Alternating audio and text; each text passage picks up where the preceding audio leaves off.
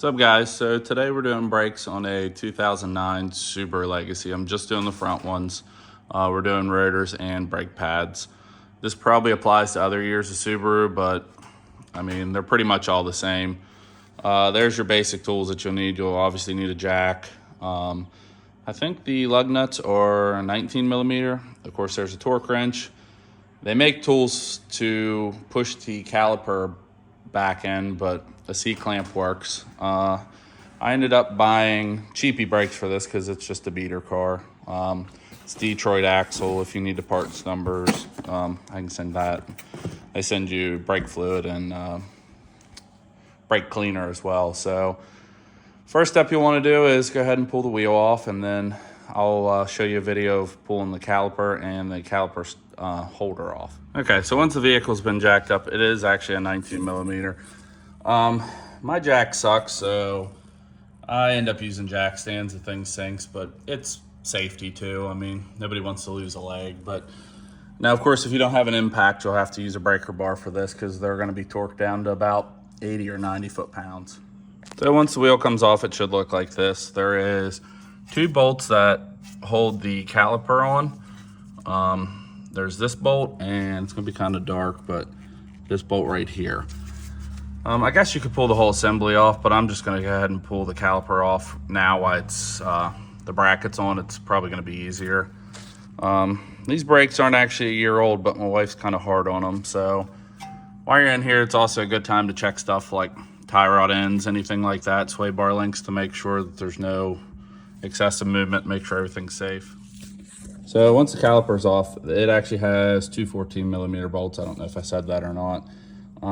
I looked at these. The brake pads aren't that bad, but the surface of the rotor is really bad, so I'm just going to go ahead and replace both. It was cheap enough. Next, you'll want to see if I can get you light. There's one bolt. I believe it's actually here, we'll find out. I think it's a 17. Yeah, it is a 17, but you may need a wrench for that. And there's another bolt. It's kind of dark, but it's down here as well. And then this will pull the whole bracket off, and I'll show you. Sometimes these rotors, especially if you live in a rusty area like we do, sometimes you will have to hammer them off. They get rusted around the hub. You can tell it looks kind of corroded there, but we'll see how hard this one is since I just put it on about a year ago. So once you get these 2 bolts off, this thing the holder should just slide straight off. I'll show you once the rotor's off. So these are actually threaded. That's what the bolts go through to actually hold this on. So let's see if I can see it. Yeah, it's really bad lighting. I might have to wait for the rotor to come off. So this part's gonna be a little loud, but as you can tell, it doesn't want to come off. If you're wanting to save these, of course, you can use a rubber mallet. I got new stuff, so I don't care to save it, but you should just be able to hit it a few times, and it should break the rust around there.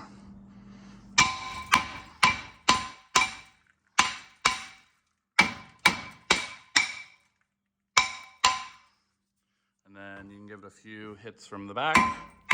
It's kind of hard to do with one hand. There you go. Obviously, if you live down south, you don't have these issues, but we live in Rusty, Maryland, so this is what you get to deal with. Let me set the camera down real quick. So this is what it looks like with the rotor off. Of course, you want to clean the surface up a little bit. I always use anti-seize on pretty much anything that's going back together because we work on rusty stuff. So let me clean this up, and then I'm going to get the new rotor and brake pads out, and we'll just pretty much do a reverse install. So when you pull these rotors out of the packaging, they have oil on them. I don't know if you can kind of see it there. So you're supposed to spray the oil off with some brake clean. Basically, the oil's there to protect it from when it's sitting on a shelf so it doesn't rust, but it'd end up causing the brakes to smoke and stink pretty bad. But they look like this whenever they're in a bag. You can kind of see how it's stuck to there. So you just want to wipe all that clean so you actually have a good braking surface. So once you've wiped all the oil off of there, you can go ahead and slide it back over the studs. It doesn't really matter how it goes on there as long as it goes back on. With these, there's no set screw, so depends on the application. You may have a set screw, and it only goes in one way to actually hold the rotor, because right now, the rotor is just kind of hanging out. So with some vehicles, you'll have screws that will actually hold it flush. So before we put brake pads back on here, this is the back of the caliper holder. These pins are supposed to move, and they're supposed to move pretty freely. Like this one's not bad. I'm still gonna probably pull the boot off and grease it up, but this one does not move at all. I think it's actually missing a boot. So I'm going to go ahead and break this free and grind out any rust in there and lube it up. The point of these is as you go around corners and you turn, there is a slight movement in these pins like this that goes back and forth. So whenever they're locked up, there's none of that free movement to turn with the wheel, and it can cause premature brake wear and uneven brake wear on one side. So with this slider, with it being frozen up, I actually have it in my vise. It barely moves. Sometimes you have to add heat to it, and you can get them to break loose that way. Rusty belt things. So let me get this free, and then I'll show you how to clean the slider up, and we'll re-grease both sides up. Hopefully this will break free pretty easy. I got it to move, so it shouldn't be that bad.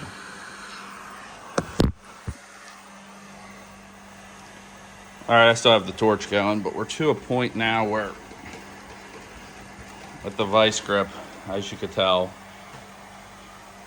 that's what happens without that boot. So I'm gonna have to see if I can find one online, but once this is all the way out, I'm gonna go ahead and grind that pin down, and I'm gonna put some grease in there, so until I can get a boot, this will be a temporary fix, but I'll see if I can wire wheel or something down in there as well. But that needs to be completely rust free. Okay, so I ground down all the rust on this. Like I said, this is only temporary. At least it moves in and out now. I'm gonna have to look for a boot, or if I can't find a boot, I guess I'll find a whole new caliper holder. So with this kit, they actually came with new sliders. If not, you can reuse these if they're not in bad shape. You'll just have to grind down any rust that's on them and sand them down. But all these do is just pop on, just like that. So let me get the new clips on and just push them down in there, and we'll reinstall. So once you get the rotor back on and the caliper holder, you have to make sure that whenever you're installing these, sometimes they have these clips on the back. They are, I think, for like a depth gauge, so whenever it gets down to that point, it lets you know that they're getting low. I think, I could be wrong. But for this car, the pin, this little pin thing was on the back of it. So all you do is you'll want to grease this slider, and this is where the actual pads sit. Now, like I said, this one's going on the back, but they just go right in the groove like that. So let me put these back in because it's kind of hard to do with one hand, and I'll show you what it looks like. So once you get the brake pads back in, I actually went ahead and turned the wheel. I wanted to show you kind of what it would look like on the side. It's a good time to make sure, especially with cheaper aftermarket parts, make sure like the sliders and nothing's rubbing against the rotor or dragging where it shouldn't be. But those are the two bolts that hold the caliper bracket onto the hub. As you can tell, I need an axle, but that's for another video. At this point, the sliders is where the caliper goes back on. So let me get some anti-seize on the bolts. We'll put that back on. And before you do that though, so let me show you this part. So these are the pistons, and what you want to do is with the C-clip, go ahead and put the, let me grab an old brake pad. So you set the old brake pad in there just like that against the pistons, and then you just put a C-clamp around it and push both of those back with even pressure, like you want to try for the middle.